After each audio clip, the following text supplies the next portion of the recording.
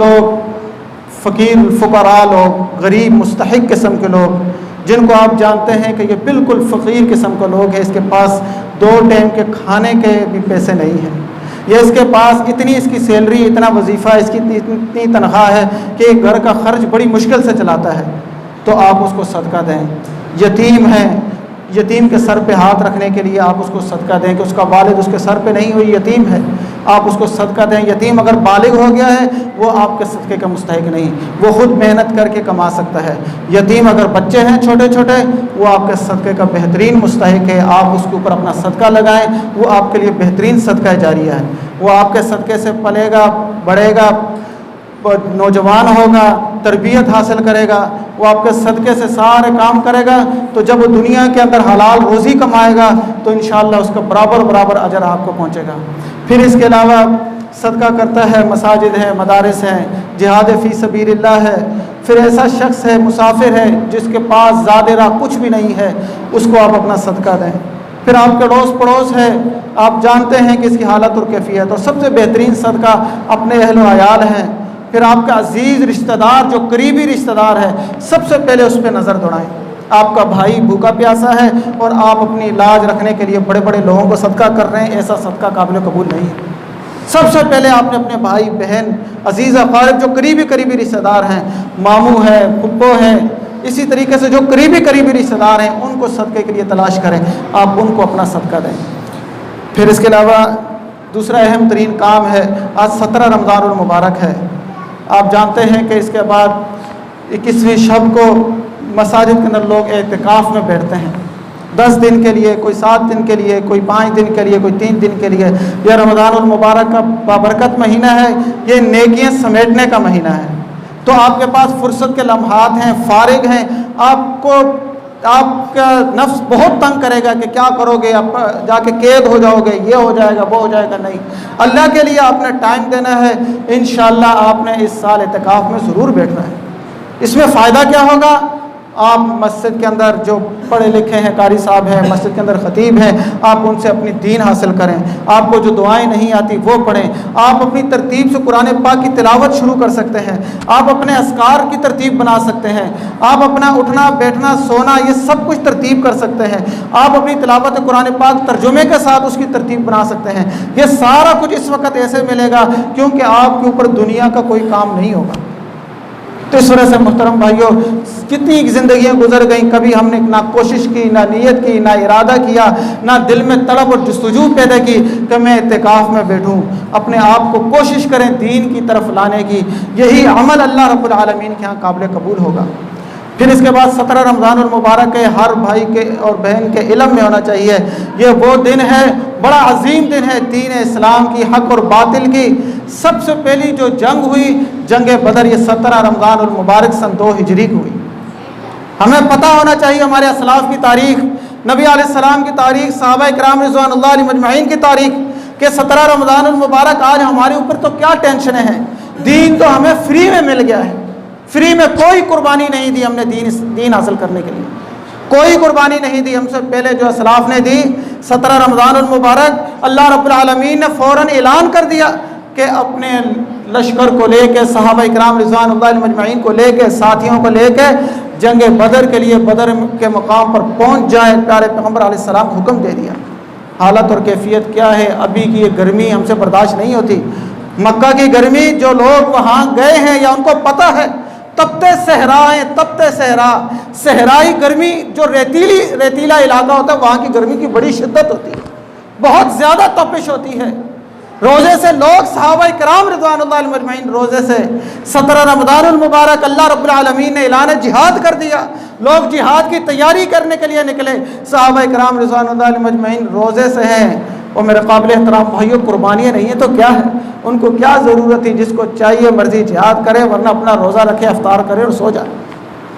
ہم تو فری میں ملا ہوا اسلام بھی ہمیں قابل قبول نہیں، اس پر بھی ثابت قدم رہنے کے لیے ہم تیار نہیں۔ ہمارے اوپر کوئی سختی نہیں، کوئی پوچھنے والا نہیں، نمازیں کتنی پڑھتے ہو، سنتیں کتنی ادا کرتے ہو، نوافل کیا پڑھتے ہو، قیام اللیل کرتے ہو کہ نہیں کرتے، تلاوت قرآن پاک کرتے ہو کہ نہیں کرتی، کوئی پوچھنے والا نہیں، کوئی ہمارے اوپر زبردستی نہیں ہے، کوئی ہمارے اوپر پکڑ نہیں ہے۔ کوئی ہمارے اوپر لاک ڈاؤن نہیں ہے، کوئی پکڑنے والا نہیں ہے کہ عبادت تم نے نہیں کرنی، کرفیو کوئی نافذ نہیں ہے، سختی کسی قسم کی نہیں، آزادی ہی آزادی ہے دین اسلام کی۔ اللہ کا بہت زیادہ شکر ادا کرنا چاہیے، بہت زیادہ شکر ادا کرنا چاہیے کہ اللہ رب العالمین نے ہمیں آزادی ایسی نعمت عطا فرمائی ہے کہ ہم اپنے اچھے طریقے سے اللہ کی عبادت کر سکتے ہیں۔ نہیں تو غیر مسلم کے علاقوں کے اندر جو مسلمان موجود ہیں ان سے ان کی حالت اور کیفیت پوچھیے، عبادت کے لیے پل پل کی وہ پریشان ہوتے ہیں کہ کہیں ہمیں پکڑا نہ جائے، پوچھا نہ جائے، ہمارے اوپر پکڑ نہ آ جائے کہ جس عبادت کی وجہ سے۔ تو رمضان المبارک 17 رمضان المبارک سن 2 ہجری کے اندر اللہ رب العالمین نے جنگ بدر، غزوہ بدر کے لیے نبی علیہ السلام کو حکم دے دیا۔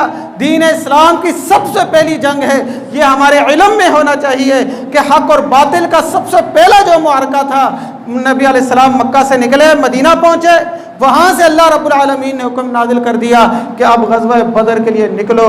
صحابہ کرام رضوان اللہ مجمعین کی کیا قربانیاں ہیں، ایک طرف 1300 کا لشکر ہے، دوسری طرف 313 ہیں، 1300 کا لشکر، سارے کڑیل جوان، بڑے بڑے بہادر جوان، سارے جوان موجود ہیں، دوسری طرف 313 ہیں جن کے اندر حالت اور کیفیت کیا ہے، بچے ہیں، بوڑھے ہیں اور جوان۔ یہ ہے ان کی قربانیاں جو آج ہم تک دین اسلام بحفاظت پہنچا ہے، انہوں نے قربانیاں دی ہیں اور یہ فری میں ملا ہوا دین، اس پر بھی آج ہم ثابت قدم نہیں رہ سکتے۔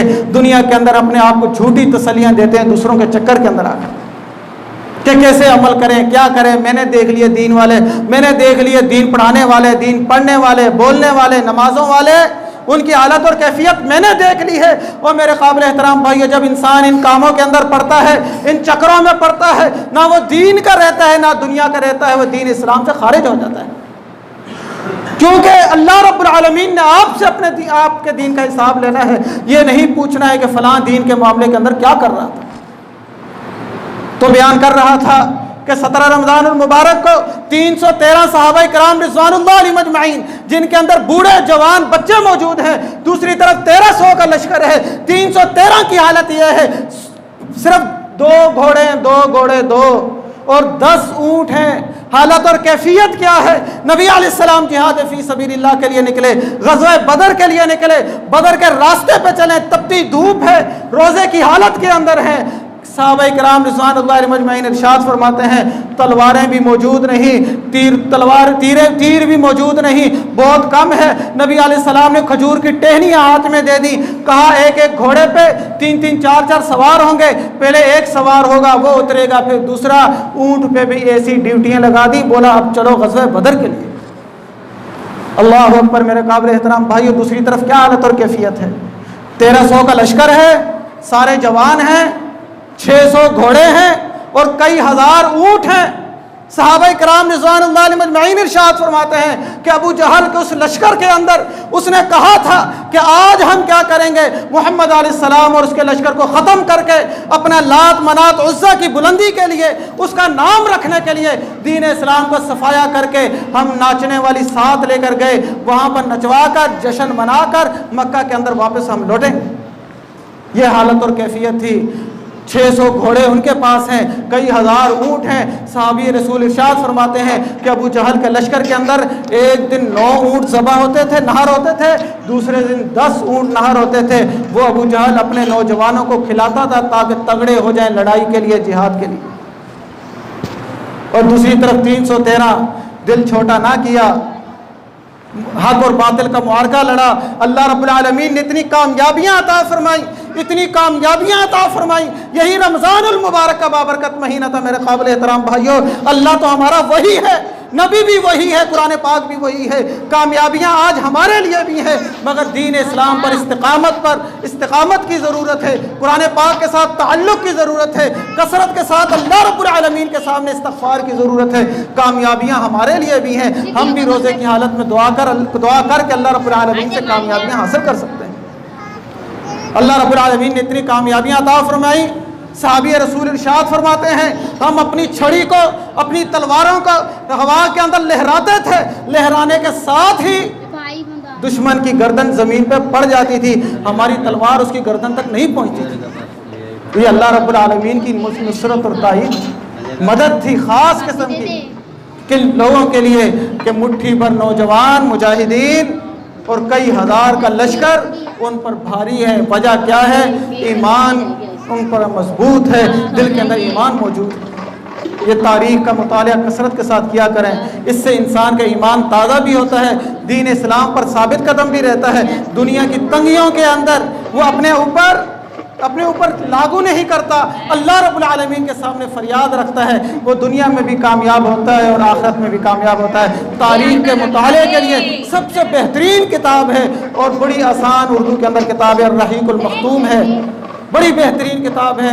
ہر بھائی کوشش کرے اردو پڑھنے والا الرحیق المختوم خریدے اور تاریخ کا مطالعہ کرے، نبی علیہ السلام کی بعثت سے لے کے اور نبی علیہ السلام کے آخر تک پوری زندگی اس کے اندر الرحیق المختوم کے اندر اس مصنف نے لکھی ہے اور بڑے اچھے انداز کے ساتھ لکھی ہے۔ اور ہمیں پتہ ہونا چاہیے کہ یہ دین اسلام فری میں ہمیں نہیں ملا، ہمارے اسلاف کی اس کے پیچھے بڑی قربانیاں ہیں۔ اللہم اغفر لنا وللمؤمنین والمؤمنات والمسلمین والمسلمات الاحیاء منهم والاموات، اللہم اغفر لهم وارحمهم انک انت الغفور الرحیم۔ سبحان ربک رب العزة عما یصفون وسلام علی المرسلین والحمد للہ رب العالمین۔